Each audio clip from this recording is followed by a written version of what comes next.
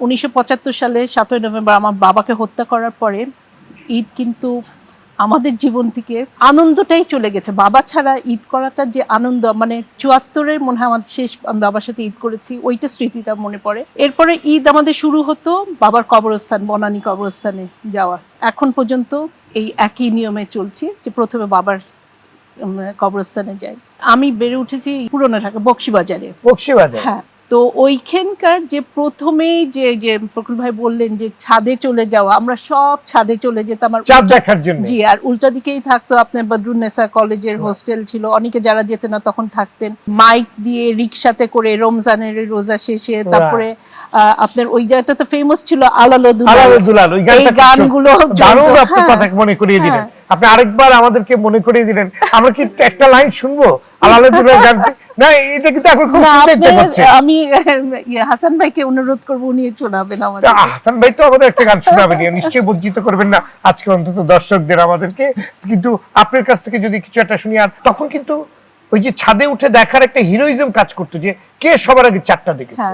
আর আমরা তো জয়েন্ট ফ্যামিলিতে বড় হয়েছে, সব কাজিনসরা একসঙ্গে, তো সব আমরা চলে যেতাম। ঈদের যে কথাটা ভাবি বললেন যে কাপড়ের কথা, আমরা একটা করেই কাপড় পেতাম। আম্মা খুব ভালো সেলাই করতেন, আম্মা সেলাই মানে করে দিতেন। তারপর আমাদেরকে শেখানোর জন্য উনি বলতেন যে বোতাম লাগাও, হেম করো।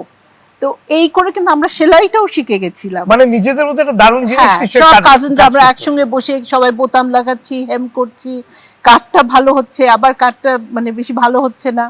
তারপরে আবার আম্মা মামিদের সবাইকে আমরা আবার সাহায্য করতাম রান্নাঘরে। তারপর আমাদেরকে টেবিল লাগানো করাতে, ফ্যামিলি যে একটা যে বন্ডিং ভ্যালিউজ, এইগুলো আস্তে আস্তে আমার মনে হয় হারিয়ে যাচ্ছে আমাদের ইয়ে থেকে। আর এখন একটা যেটা দেখি যে আগে আমরা যেটা দেখতাম যে আমরা ওয়েট করে থাকতাম ঈদের যে নাটক দেখার জন্য। আমজাদ হোসেন সাহেবের যে নাটক হতো টেলিসামাদ, টাকা দেন দুবাই যাব, তারপরে গো এন্ড স্টক, হ্যাঁ, এইটার জন্য পুরো বছর আমরা ওয়েট করতাম। 21-22 বছরের সবাই আনন্দ মেলা আরম্ভ হলো আনিসুল হক সাহেবের, তখন ওইটারও যে দেখা টেলিভিশনের সামনে বসে থাকতাম আর খালি দোয়া করতাম যাতে কারেন্ট না যায়। তখন তো অসম্ভব লোডশেডিং হতো, কারেন্টই থাকতো না। তো ওই খালি ইয়ে করতাম যে এই সময়গুলোতে যাতে কারেন্ট না যায়। তো আসলে খুবই ভালো, মানে ওই দিনগুলো আমরা আসলেই চাই। আপনি যে কথাটা বলেছেন যে বকশীবাজার তো মানে ওটা একটা এমন একটা এরিয়া ছিল যে চাঁদ দেখা গেলে সেখানে রীতিমতো পটকা ফোটানো হতো। পটকা, তারপরে তারাবাতি, সব আমার কাজিন আমরা নিয়ে আসতাম, আমরা ছাদে বসে তারাবাতি সবই করতাম। মানে এটা একটা মানে একটা ওইটা বলে না যে এক্সাইটমেন্ট হাব একটা ছিল, বকশীবাজারটা ছিল অমনি, চাংখারপুল ছিল, বিশেষ করে পুরনো ঢাকাটাই মনে হয় কেউ মেতে উঠতো। একদম মেতে উঠতো, মানে পটকা ফুটছে।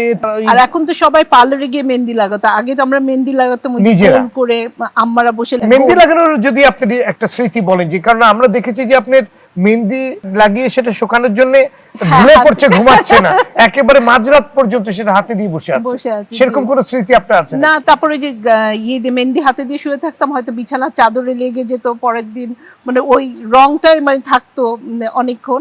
এইসব স্মৃতিগুলো আসলে আমাদের এখন যেটা মনে হয় কি যে আমরা কিন্তু সব সময় ওয়েট করে থাকতাম যে ঈদই কত পাবো, মানে 5 টাকা পেলেও মনে হতো কি আমরা 500 টাকা পেয়ে গেছি। হ্যাঁ, আর তারপরে আমরা ওই যে তখন ওই যে একটা সেভিং করা শিখেছিলাম, যে লক্ষ্মী ভান্ডার এনে দেওয়া হতো মাটির, আমরা সবাই গিয়ে ওই লক্ষ্মী ভান্ডারে টাকা ভরতাম। তারপরে ঈদের শেষে সবাই ভেঙে তারপর সব কাজিনস গুনে দেখা হতো কত টাকা কালেকশন হয়েছে, আমরা সবাই খেতে যেতাম। এইগুলো মানে আসলে খুব মজার এবং সিম্পল লাইফ ছিল আমাদের। এই জিনিসগুলো খুব মিস করি। এখন কি কেউ আপনাকে সালামি দেয় কিংবা সেই কালেকশনটা এখনো হয়? হ্যাঁ, অবশ্যই সালামি পাই মামাদের কাছে, তারপরে চাচাদের কাছে। দাদিদের অমনি আর কেউ নাই, আমাদের মুরব্বীরা সবই চলে গেছেন, কিন্তু মামাদের কাছে এখনো পাই। কিন্তু ওই টাকাটা আবার রেখে দিই, যে জমি রেখে দিই। জি, অনেক ধন্যবাদ।